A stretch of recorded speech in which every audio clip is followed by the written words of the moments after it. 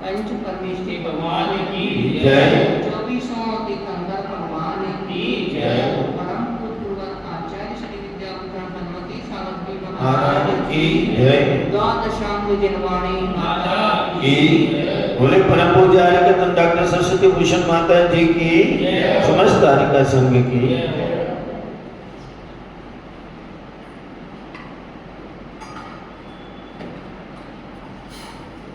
धर्म स्नेही बंधु,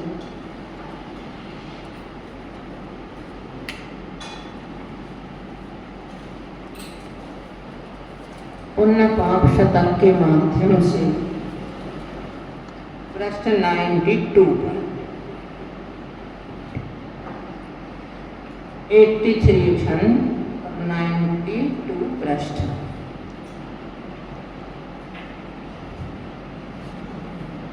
अभी तक हम पुण्य पाप शतक के माध्यम से पुण्य पाप का क्या स्वरूप है, एक जीव के पुण्य और पाप दोनों कैसे उदय में आते हैं, पुण्य और पाप रूप परिणति जीव की उसे किस तरह से फल देती है, और अंत में हमने कि वह हमारे महापुरुषों के जीवन में पुण्य पाप का दिग्दर्शन कैसे होता है, उन्होंने किस तरह से पुण्य की ऊंचाइयों को छुआ तो वह पाप की गहराइयों में भी डूब गए, किस तरह उनके जीवन में दोनों में परंतु बैलेंस बनाया, यह हमें पढ़ने को मिला।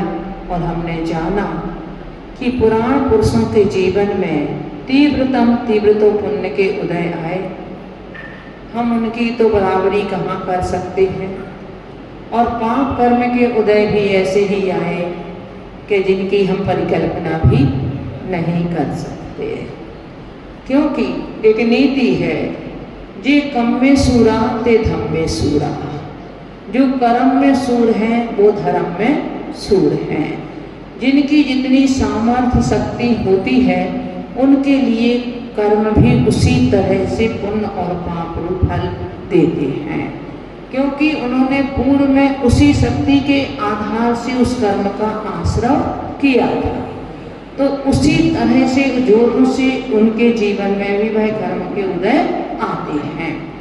तो ये जानने के अनंतर अब यहाँ कहा जा रहा है, और कहूँ कितनों की गाथा अनुभव नहीं अधूरा है, तेरह में गुण थानक तक अधिकार का पूरा है, सर्वोत्तम फल गुण विभूति समवशरण रच जाता है, तीर्थंकर रस ले नहीं सिका अधर में उठ जाता है। और कितनों की गाथा हम कहें, हमारा स्वयं का अनुभव भी अधूरा नहीं है।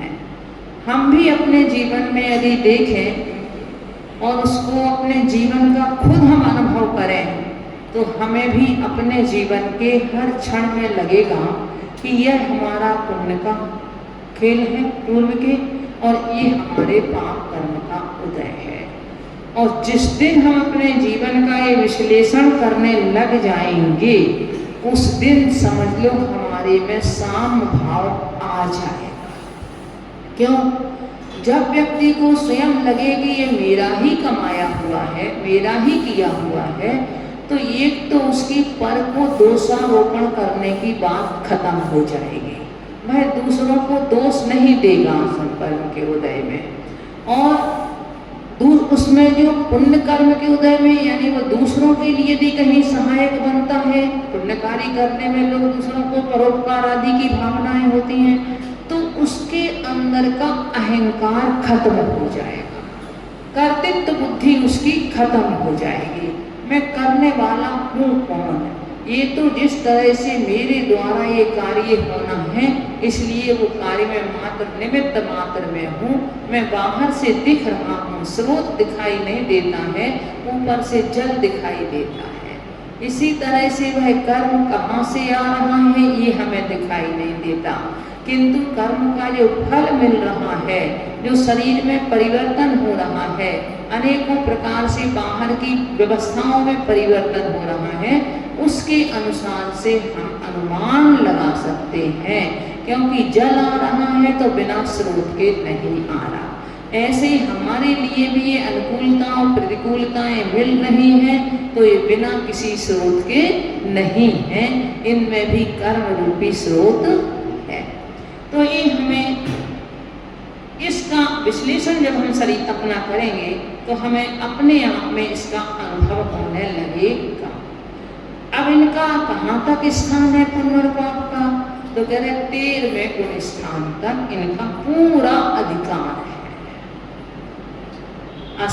वेदनीय कर्म 13वें गुण स्थान में भी रहता है, और वेदनीय कर्म का यद्यपि असाता वेदनीय कर्म की बंध विच्छेदी तो छूट जाती है 6वें गुण स्थान में, बंध तो नहीं होता 6वें गुण स्थान के ऊपर, किंतु केवली की दूसरे लोग निंदा भी कर सकते हैं।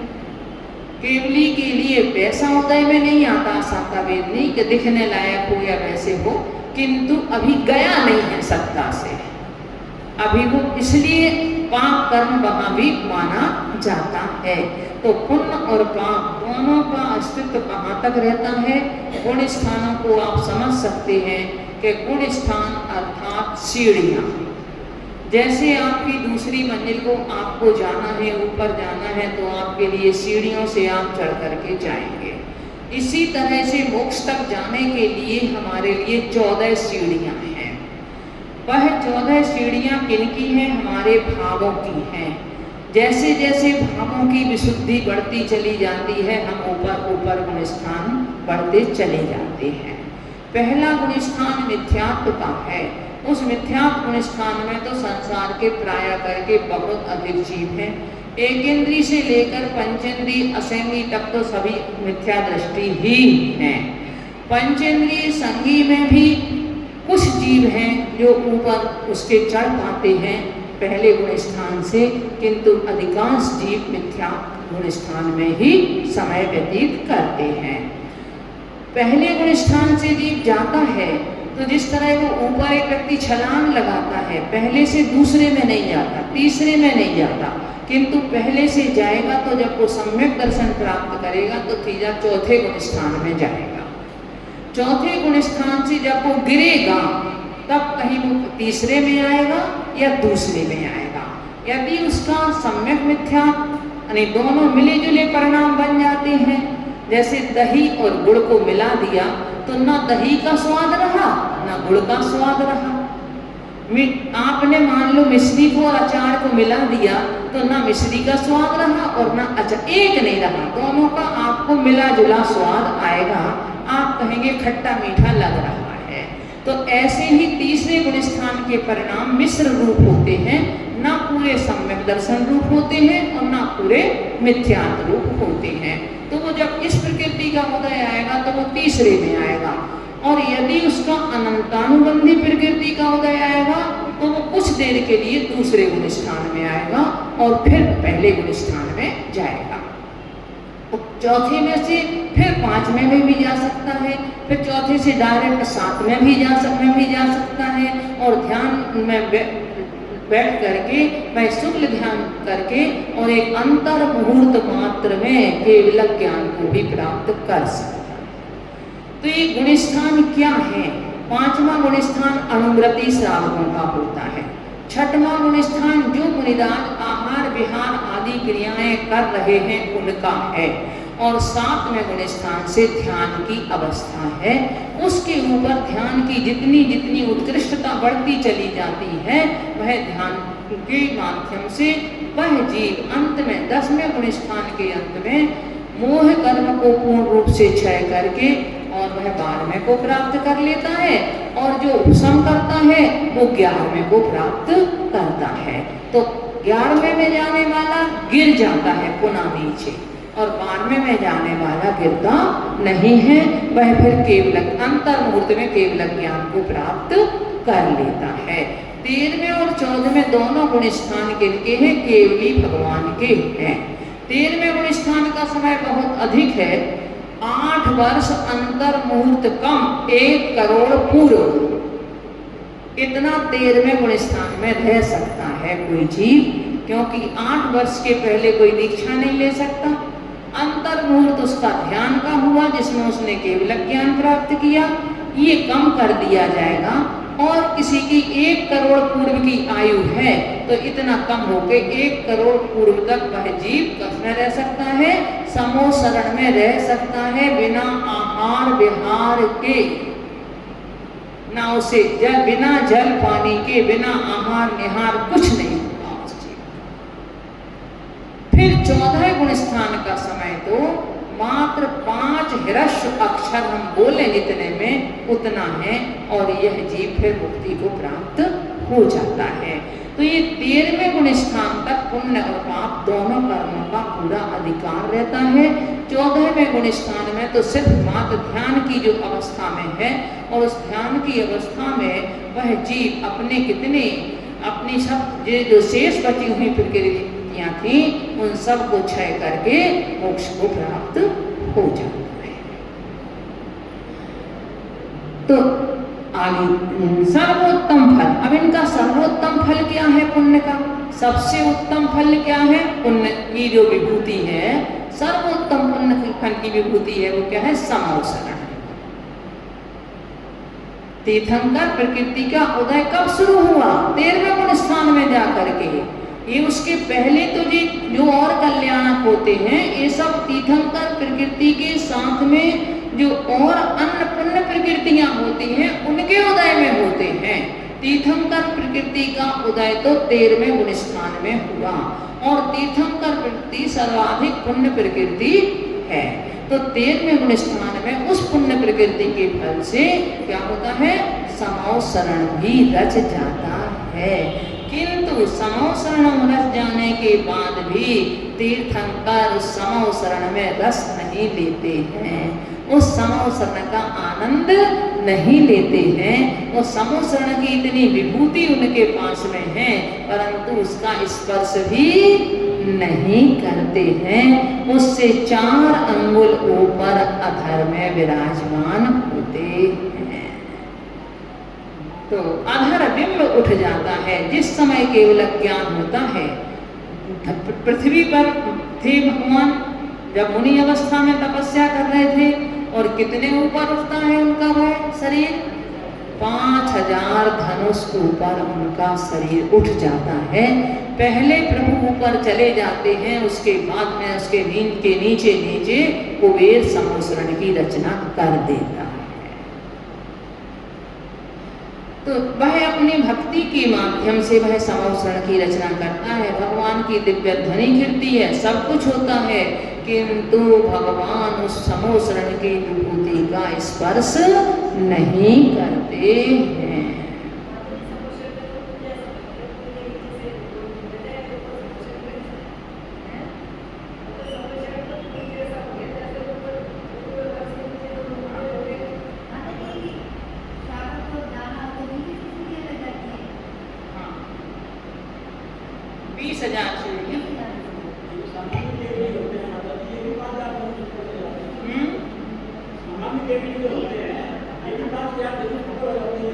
हाँ बाबूजी, क्योंकि उनकी गंध कुटी लगती है, उनकी जो बाहर की जो सांप जो सभा होती है ना वो नहीं होती, जो भूमियां होती है।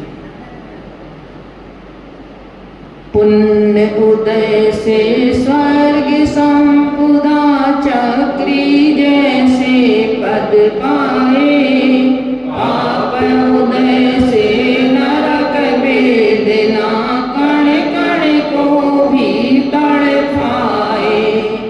इंद्रिय जन्य भोग ज्ञानी को पल भर नहीं सुहाता है। पाप विरत अरुण निरत रह फल किंचित नहीं भाता है। पुण्य जीव ने स्वर्ग की संपदा को प्राप्त किया। मनुष्य पर्याय में आया तो चक्रवर्ती जैसे पद भी इसने प्राप्त कर लिए, परंतु चक्रवर्ती जैसे पद प्राप्त करने के बाद भी अगर असुर कर्म का उदय आया, पाप कर्म का उदय आया, तो वही चक्रवर्ती नरकों की वेदना को भी सहन करता है। और लोग तो हैं ही, जब चक्रवर्ती जैसा ही सहन करता है तो फिर और लोगों की तो बात ही क्या है। तो चक्रवर्ती भी क्योंकि पाप उदय में नरक वेदना, और नरक में जाकर के कैसी वेदना, कण कण को भी तड़पाए, एक 3 लोक को नाज जुखाए, मिले न मिटे न भूख, कणा न दहाए। सागर का जल पी लें तो भी प्यास शांत ना हो, 3 लोक का अनाज खा लें फिर भी भूख शांत ना हो, और जहाँ एक कण नहीं मिलना है अनाज का और एक बूंद नहीं मिलनी है पानी की, ऐसे कष्ट कब तक, सागरों पर्यंत। हम लोगों को अगर कहीं भूख लग रही हो, अगर 5 मिनट भी भोजन बनने में लेट हो तो गुस्सा आता है कि नहीं आता है ना? उस समय शांति रहती कि नहीं रहती मन में? नहीं रहती है। उस समय याद किया करो कि जब नरकों में था मैं, तब उस समय मुझे भूख लगती थी और सागरों पर्यंत नहीं मिला, यहाँ मैं 5 मिनट में इतना आकुलित हो रहा हूं। उतनी देर बैठ करके एक नमोकार मंत्र की माला फेर लो।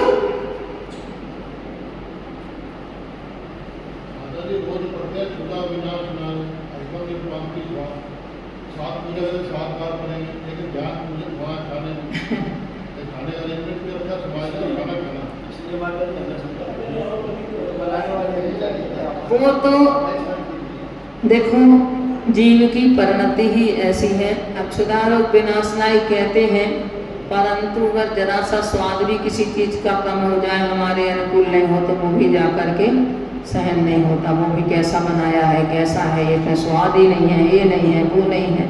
तो आज तक पूजन करते करते हमारे तो बाल सफ़ेद हो गए, परंतु हम आज तक अपने आप को इतना नहीं सुधार पाए कि कम से कम भोजन जैसा मिलेगा हम वैसा भोजन बड़े प्रेम से कर लेंगे।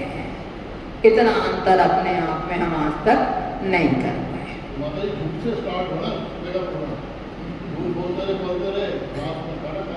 हाँ, पूजन करते हैं तो उस समय याद करने का है कि हमें समता रखने के लिए कि देखो जब यह जीव यहाँ था, त्रियंचों में था, कभी भूख लगी है, गरमा रहे हैं, बोल आवाज कर रहे हैं, परंतु नहीं मिल रहा है, प्यास लगी है, नहीं मिल रहा है, मालिक नहीं दे रहा है पानी, तो क्या इस समय की वेदना को किसने सहन किया? आत्मा तो यही थी, आत्मा तो कोई दूसरी नहीं थी, शरीर बदल गया है। आज नारकी का या त्रियंच का शरीर नहीं होकर के मनुष्य का शरीर मिला हुआ है, किंतु आत्मा तो वही की वही है। तो अपने मन को उस समय समझाया करो, अपनी आत्मा को संबोधन किया करो उस समय कि अरे फिर तुम कैसे इस क्षुधारोग पर विजय प्राप्त करोगे? जैसा तुम रोज कहते हो क्षुधारोग विनाशनाय, पर कैसे विजय प्राप्त करोगे? जब तुम इतने आकुलित हो जाओगे तो वह विजय कैसे होगी?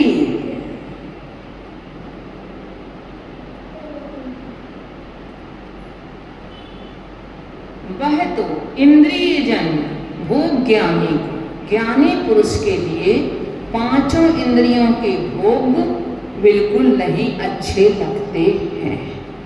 वह तो उन्हें कर्म का फल मान करके भोगता है कि मेरे ये कर्म का फल है, उसको मैं भोग रहा हूँ, वह कर्म का फल मानता है उनके लिए, परंतु उसे उसमें रुचि नहीं रहती। उनकी और रुचि कैसे नहीं? अब जैसे आप हैं, आपके लिए मान लो अच्छा कुछ पाने की इच्छा हुई, अब नहीं मिला तो हम उस समय शांति रख सकते हैं और आकुलित हो सकते हैं, दोनों ही हो सकते हैं, है ना। कि तो यदि शांति रखेंगे तो यही होगा, हम ज्ञानी हैं उस समय। अगर उस समय हमने समता रखी कि चलो कोई बात नहीं मिला, मेरे योग में नहीं था, वह वस्तु का मिलना तो मुझे नहीं मिल पाया, तब तो क्या हुआ, हमारा ज्ञान कार्यकारी हुआ। और अगर हम उसी के पीछे हम मतलब पड़ जाएं, उसी के पीछे पड़ जाएं, उसी के लिए दूसरों को दोष दे दें, घर में लड़ाई झगड़े हो जाएं, कुछ हो जाए, तो ऐसा वह हमारा क्या होगा, वह परिणति हमारी अज्ञानता की परिणति होगी। ऐसे भी लोग हैं जिनके लिए अगर जरा सा भोजन में थोड़ी सी कमी हो, कोई नमक नहीं मिल पाए, कुछ नहीं हो, तो थाली फेंक के चले जाए, थाली फेंक के चले जाए। और ऐसे भी लोग हैं कि जो अगर नमक ज़्यादा हो गया तो पानी डाल के सब्जी में वो सब्जी को अपना खा लेके चले जाएं चुपचाप, बिना नमक का है तो वैसे खा करके चले जाएं। ऐसे भी लोग होते हैं,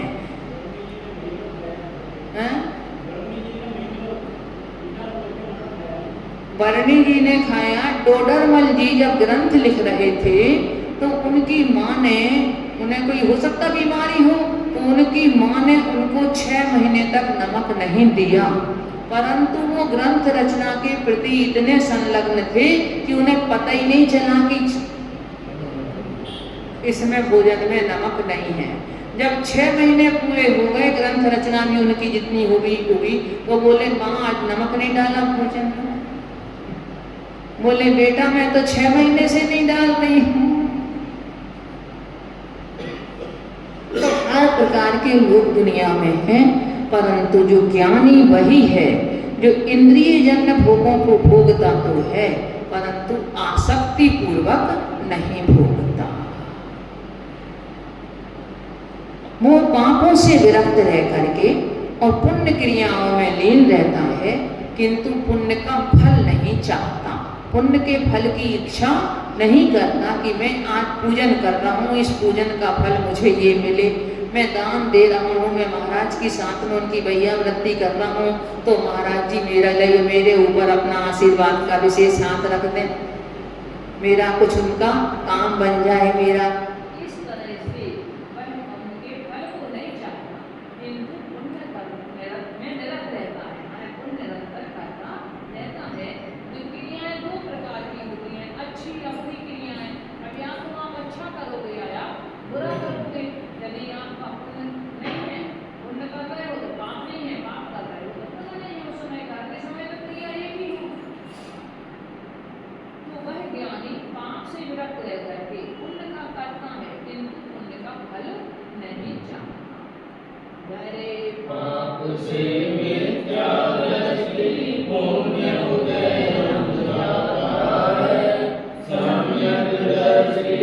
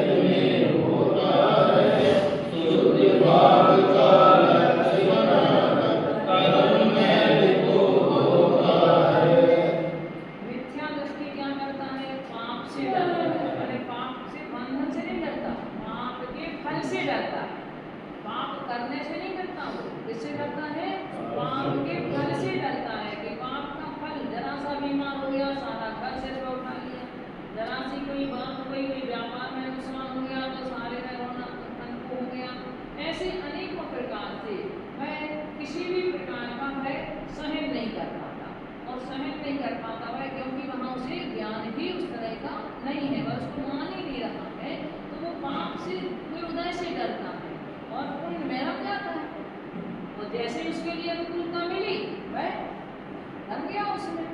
परंतु ज्ञानी क्या करेगा, वह उस व्यक्ति, जैसे किसी व्यक्ति से कभी हमें प्रतिकूलता मिलती है, किसी से अनुकूलता मिलती है, ये भी हमारे पूर्व जन्म के संयोग है, तो वो ये समझेगा कि ये व्यक्ति हमारा पूर्व जन्म का मित्र रहा होगा, इसलिए ये हमसे आज अच्छा व्यवहार कर रहा है। और यदि हमारा दुश्मन रहा होगा पूर्व का, तो आज हम इसके साथ अच्छा व्यवहार नहीं करें तो भी हमारा व्यवहार से अच्छा नहीं करेगा। देखो दुनिया में ऐसे लोग भी होते हैं कि जो मान लो अगर किसी के साथ उपकार नहीं करें पर उनके उपकार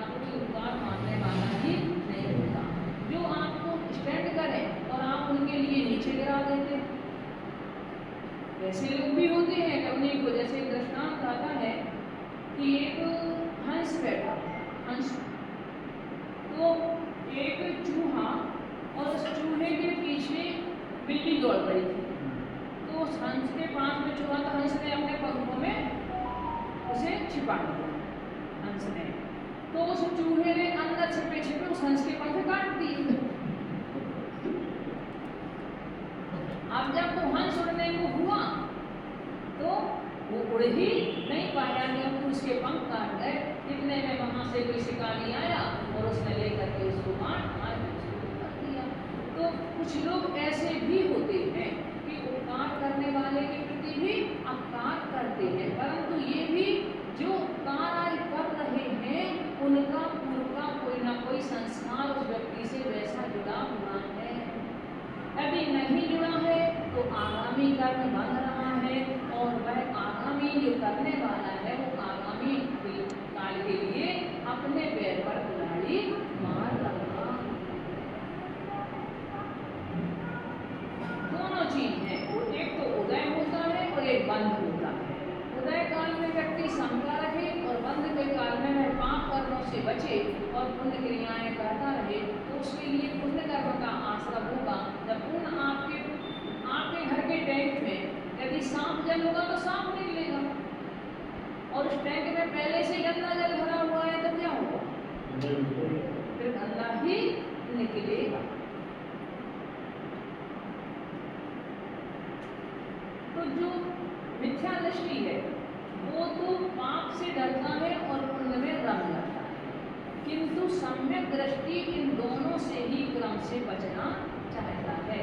पहले तो वह बुद्धि पूर्वक पाप का त्याग करता है और फिर उसके बाद में वह धीरे धीरे पुण्य का त्याग नहीं होता, पुण्य का कभी त्याग नहीं होता, किंतु जैसे जैसे ऊपर की श्रेणी चढ़ते हैं पुण्य अपने आप छूटता चला जाता है।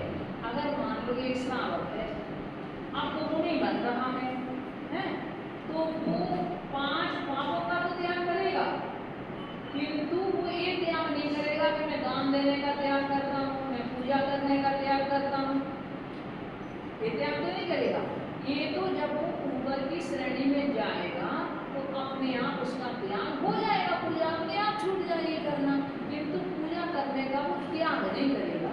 हाँ, जो उसके माध्यम से, जैसे अभी वो त्रस हिंसा का त्यागी था, स्थावर हिंसा का त्यागी नहीं था, अभी संकल्पी झूठ का त्यागी था और झूठ का त्यागी नहीं था, यानी संकल्प पूर्वक करने वाले पापों का वह त्यागी था, वैसे त्यागी नहीं था। तो किंतु अब जब वो मुनि बनेगा तो उस प्रकार के संपूर्ण पापों का त्याग तो करेगा, परंतु वो जो अच्छी क्रियाएं करेगा था उसका त्याग नहीं करेगा। वो तो अपने आप में सहज में छूटती चली जाती है। जैसे जैसे आप आगे बढ़ते जाओगे पीछे का रास्ता छूटता चला जाता है। तो इसी तरह से जो ज्ञानी है वह क्रम से दोनों से बचता है, पहले वो पाप से बचता है और फिर धीरे धीरे वह पुण्य से बच करके, अब पुण्य से क्या होता है, शुद्ध भाव का वो अपना लक्ष्य बनाया है। उसने लक्ष्य क्या बनाया हुआ है कि मुझे तो शुद्ध स्वरूप की प्राप्ति करना है, तो वह शुद्ध स्वभाव का लक्ष्य बना करके पुण्य क्रियाएं, जब प्रवृत्ति मार्ग में आता है तो पुण्य क्रिया करता है।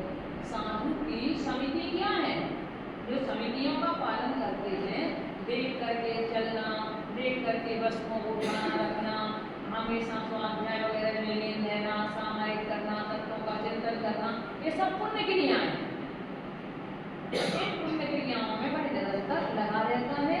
पर लक्ष्य साधु का क्या होता है, या सावक अनुवृत्ति हो गया, गति हो गया, उसका लक्ष्य क्या करता है, उसी को ज्ञानी कहा है। उनका लक्ष्य रहता है शुद्ध स्वरूप की प्राप्ति। पाप करे नहीं किंचित ये ज्ञानी पाप को बिल्कुल भी करना नहीं है और उसकी क्रिया सहज ही पुण्य रूप होती चली जाती है। देखो, ज्ञानी से मतलब यहाँ गृहस्थ का मतलब नहीं है। गृहस्थ अपने हिसाब से करेगा, भाई लोग वो तो पूरा बच नहीं सकता है पाप से, किंतु जब ऊपर के में पहुँच जाता है, मुनि बनने के बाद भी जब वो लेकर के मान लो ध्यान में लीन है, वो है ध्यान की ओर बढ़ना चाह रहे हैं, अपना प्रवृत्ति मार्ग से निवृत्ति मार्ग की ओर जा रहे हैं, तो वह क्या करेंगे, वह उनका लक्ष्य शुद्ध भाव का बन गया है। तो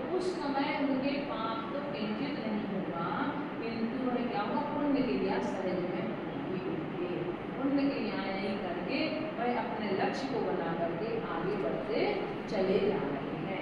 हिंसा पाप है, अहिंसा पुण्य है। तो वो हिंसा से बचेंगे, अहिंसा का पालन करेंगे, तो क्या कर रहे हैं, पुण्य कर रहे हैं शरीर में ना। अब वो झूठ पाप है और सत्य पुण्य है, तो वह सत्य बोल रहे हैं, अब मृदुभाषी है, इतने प्रिय वचन बोल रहे हैं, तो वह क्या है, पुण्य है। तो पुण्य उनके शरीर में हो रहा है, और असत्य बोल रहे हैं तो पाप हो रहा है। किंतु वो असत्य का त्याग कर दिया, तो असत्य बोलना का त्याग करने के कारण से वह पाप से बच गए और पुण्य क्रियाएं कर रहे हैं। पर फिर भी बोलते हुए भी अरे सोचते अरे बोलना ही क्या है, मुझे मैं तो मेरा स्वरूप तो मौन रहना है, तो समितियों से बुद्धि की ओर बढ़ती है। वो उनका लक्ष्य, मान उस पुण्य में उलझना भी उनका लक्ष्य नहीं होता।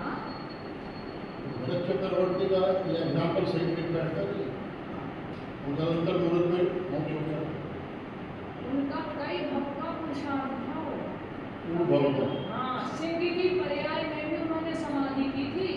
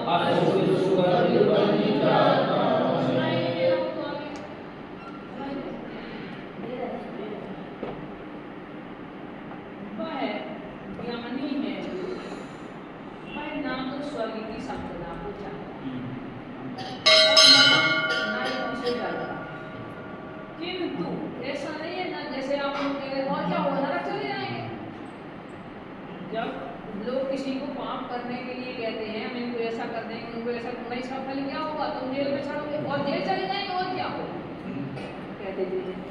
जब लोग उसको तुम क्या करोगे, नरक चले जाएंगे। तो ऐसा नहीं है, ऐसा तो उसमें दम नहीं होता कि नरक चले जाएंगे तो कोई नहीं। किंतु यदि कहीं उसने तुम्हें नरक का आश्रय कर लिया है, नरक जैसे दुख भी उसके सामने आ जाए तो वह उनसे डरता नहीं है, उनको भी समता पूर्वक झेलना। वह पुण्य की संपदा को चाहता नहीं है, स्वर्ग की संपदा को चाहता नहीं है, नरक तथा सुख और दुख में दोनों में उसमें सामभाव रहती है। किंतु नरक में जाने जैसा कार्य कभी नहीं करता है। यदि वो नरक से डरता नहीं है तो इसका मतलब ये नहीं है कि वह नरक में जाने जैसे काम करे, वह नरकों में जाने जैसे काम भी नहीं करता है। अर्थात जो जो जैसे नरकों में जाने के आश्रय के कारण है तो उनसे वह बचता है, ऐसे पाप नहीं करता है। परंतु यदि उसके सामने वैसे दुख हों तो वह उनको भी झेलता है। वो कैसा पुण्य करता है, भोग निदान नहीं हो जिसमें पंचेंद्रिय के भोगों का निदान ना हो। निदान कहलाता है धर्म कार्य करते हुए और उसके फल की आकांक्षा करना, किसी एक प्रकार की चाहना कि मैं यदि मान लो ये पूजा करना हो, मुझे स्वर्ग की प्राप्ति हो, मेरे लिए मैं जैसे नारायण और प्रतिनारायण के जो जीव हैं वो क्या, उन्हें क्या निदान मांगा, मुनि अवस्था में भी उन्हें निदान मांगा, मुझे ऐसी संपत्ति प्राप्त हो, मैं इससे ज़्यादा बलशाली बनूं, मुझे ऐसा वैभव प्राप्त हो। ऐसा करने के बाद में उन्होंने लेकर के उसको अपनी जिस ध्यान के माध्यम से उन्हें मुक्ति की प्राप्ति होनी थी, उस ध्यान के माध्यम से वो इन्हीं पदों में रह गए, स्वर्ग जाके और फिर इन पदों को प्राप्त उन्होंने किया, यानी उनका संसार अधिशेष रहे। एक शंका है, अचार नाथ महाराज ने उत्तम स्वरूप की रचना की थी, उन्होंने तो इस भाव से नहीं की कि मेरे तारीख हो गए, नहीं किया इस भाव से। आजकल तो ये पंडित लोगों ने और बड़े बड़े लोगों ने ये जो कार्य ये श्लोक करोगे तो आपका ये हो जाएगा,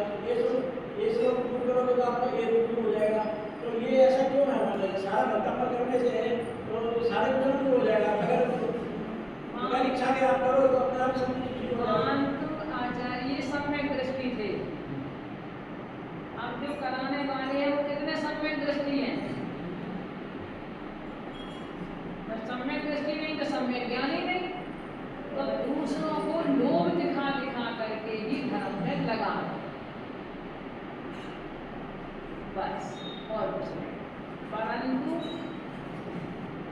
ऐसा झूठा प्रलोभन देना, क्योंकि मान लो हमने आपसे कह दिया कि आपको चलो हम ये दे रहे हैं, आपका काम बन जाएगा, है ना? अगर नहीं बना तो एक तो वचन असत्य हुए और दूसरा हुआ आपकी मन में ये श्रद्धा खत्म हो गई। आप कहोगे उनके पास भी गए थे, मेरा काम वहाँ भी नहीं बना। हम लोग कई बार महाराज जी के पास जैसे कई लोग आते थे तो महाराज जी कई बार इनका काम नहीं होना टालते रहते थे। तो हम लोग कह महाराज जी क्यों टाल रहे, देखो बेचारे कब से घूम रहे हैं, कितने दिन से आपसे कह रहे हैं, आप उनके लिए टाल रहे हैं। उस समय तो कुछ नहीं कहते, बाद में कहते कल के दिन वो व्यक्ति क्या कहेगा, जब मुझे पता है कि उसका काम अभी नहीं होना है। अगर हमने उसको महाराज कुछ तो बता देते, उसके लिए नमक की माले दे देते, तो कहते कैसे दे देते, जब मुझे पता है कि उसको अभी कोई चीज लाभ नहीं करेगी और वो जाकर के फिर कल ये कहेगा कि मैं महाराज के पास भी गया था, वहां भी कोई लाभ नहीं हुआ मेरे लिए, उसकी धर्म और गुरु के प्रति श्रद्धा बनेगी नहीं और कम हो जाएगी उसकी श्रद्धा। तो ये जो वास्तव में चल रहा है, ये अपने इसमें बहुत कुछ कारण है। देखो आपकी एक कारण है, सबसे मेन कारण तो है अपने स्वयं के लोगों को जोड़ना, यश प्राप्त, यश प्राप्ति की भावना। अगर जब तक मन से पूरा विश्वास ना हो कि इससे इसका काम बन जाएगा, तब तक सही रूप में तो उसके लिए उस प्रकार का आशीर्वाद भी साधु नहीं देते। सत्य बात तो ये थी। अब हम लेके सामूहिक रूप से कहते हैं जो ये गलत ले लेगा, उसके घर में ऐसा होगा, ये ले लेगा, उस घर में ऐसे होगा, इसके लिए दिया, तो ये चीजें सब ये कैसी हैं। वर्तमान में लोग भी देखो यही चाहते हैं, लोगों के लिए भी यही है कि जहाँ कुछ मिल रहा हो हमारे लिए, हमारे कार्य की सिद्धि हो, तो वहाँ ही वो जाना चाहते हैं। तो इसलिए ये प्रणालियाँ अपनाई गई हैं कि लेकर के ज़्यादा से ज़्यादा लोग उन कार्यों में सम्मिलित होंगे। मेरी तो सोच अभी तक एक है, हमें तो ऐसा लग रहा है। व्यापार बना दिया मतलब जी, लोग व्यापार की जैन पंडित होंगे, बड़े-बड़े टीवी में प्रचार करते हैं, आप ये भक्तामल का श्लोक चलो तो आपका ये कष्ट हो जाएगा, मतलब व्यापार बना दिया, पैसे लेते हैं। हाँ, भक्तामल के स्तोत्र में यद्यपि ने आजकल यद्यपि मानतू स्वामी ने रिद्धि और सिद्धि मंत्र नहीं जोड़े थे, किंतु उनके ऊपर रिद्धि सिद्धि मंत्र जोड़ दिए गए और उनका एक प्रकार से करके उनका जो वो किया गया शोध की गई, तो कौन सा छंद किस चीज के लिए आपके लिए काम कर सकता है, आप उसके लिए वो कामना ना करके, इच्छा ना करके, और आप उसको वैसे ही उसका जाप करो, उसका चिंतन करो, उसकी स्तुति करो, उसका संकीर्तन, तो अपने आप आपका काम होगा। एक बार आचार्य विद्यासागर महाराज जी का पढ़ा था, तो उन्होंने कहा अगर आप किसी काम की इच्छा करते हो और उससे लेकर के आप भक्ति करते हो, तो उसके माध्यम से तो सिर्फ उतना ही काम होगा, किंतु यदि आप मान लो निष्पेक्ष भाव से करते हो, निरपेक्ष भाव से भक्ति करते हो, तो आपके लिए वैसे पुण्य का संचय भी होगा और आप